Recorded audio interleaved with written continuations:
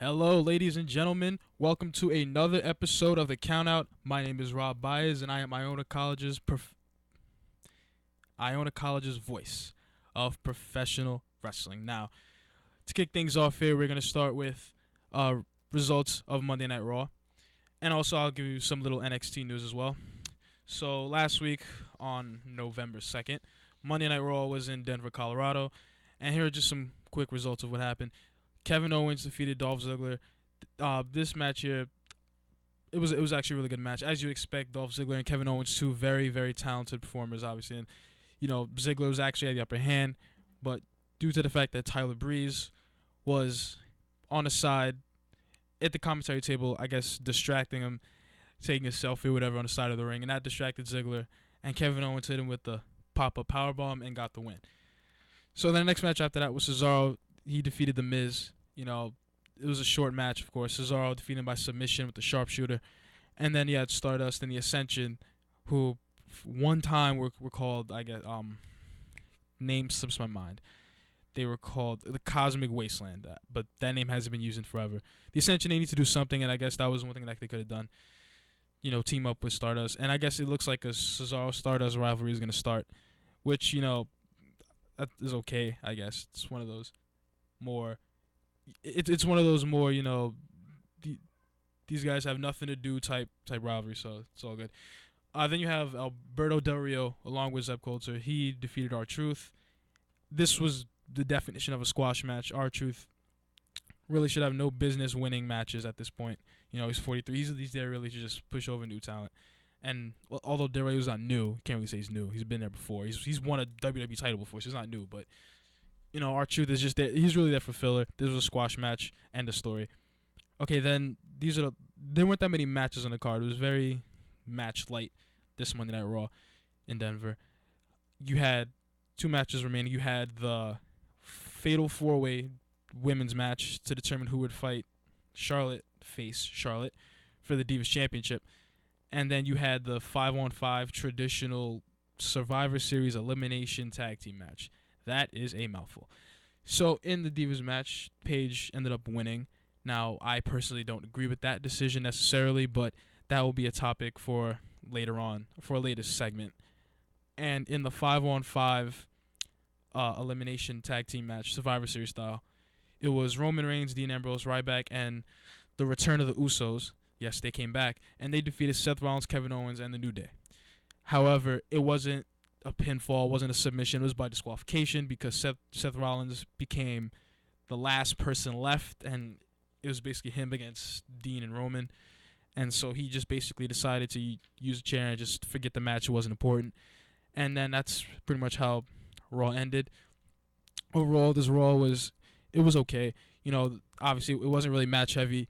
It was more promo driven, which was fine. But the matches themselves weren't really all that great.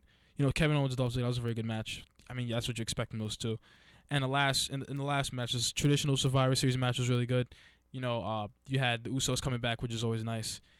But in the match overall was good. It wasn't a clean finish, but in all honesty, you really can't expect for there to be a clean finish on a Monday Night Raw, especially in 2015.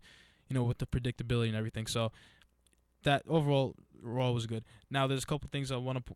Actually, no. Before I get to that, NXT on Wednesday. Just quick little thing to talk about here. There was a NXT Championship match between Finn Balor and Apollo Crews, and it was really a match that a lot of people want to see. Apollo Crews, he's built his name up. He's like the super athlete. And Finn Balor, he's had the title since SummerSlam. SummerSlam, it's NXT. Since the summertime. I think it was around July. A little bit before like NXT TakeOver Brooklyn, which was the day before SummerSlam. Or it might have been the same day. But it was around SummerSlam time that he won that title. And it was after he lost to Cena for the third time for the U.S. title. It was right around that time when he lost the NXT title. And so Finn Balor's had it for a while. And seeing Apollo Crews, Finn Balor, that's actually kind of a breath of fresh air, really, to see someone like Apollo Crews finally getting a shot. And so the match went on. It was a very good match. The selling wasn't great, but it was more of the typical indie style wrestling where these guys would go back and forth. They're not really selling much, but they just be, fast paced, lots of kicks, lots of athleticism. And that's what you expect from these two guys. So the match was going well, and then out came Baron Corbin. He interfered. The match was over. Finn Balor, I guess, or whoever, the match was no contest, disqualification.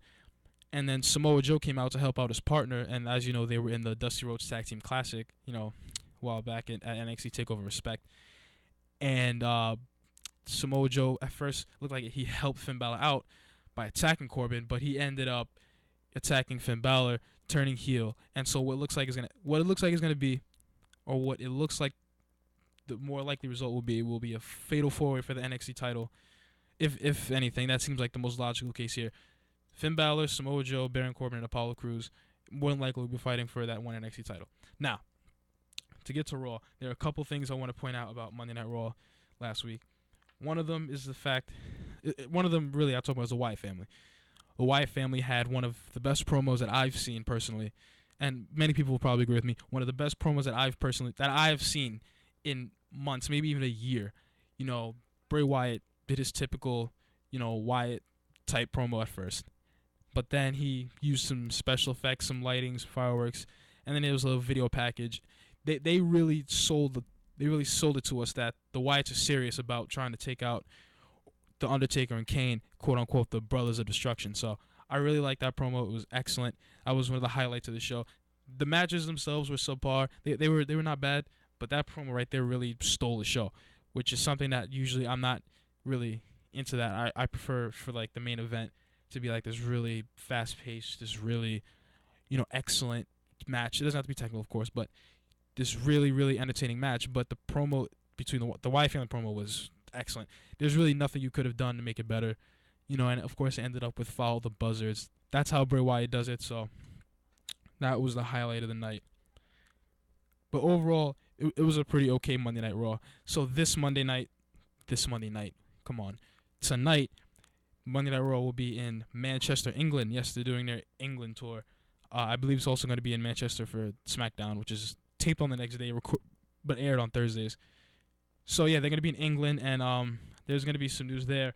One of the things is that they're going to have a championship tournament, just like they had a contenders tournament a couple weeks ago to see who would face Seth Rollins for the title at Survivor Series.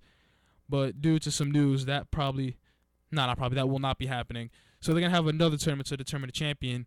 And why is that, you ask? Well, that will be a later topic. But another interesting thing is, because a new champion has to be crowned, there are some possible names like, John Cena might come back, which a lot of people don't really want to see because they just don't like Cena. He's kind of oversaturated, his welcome, so forth.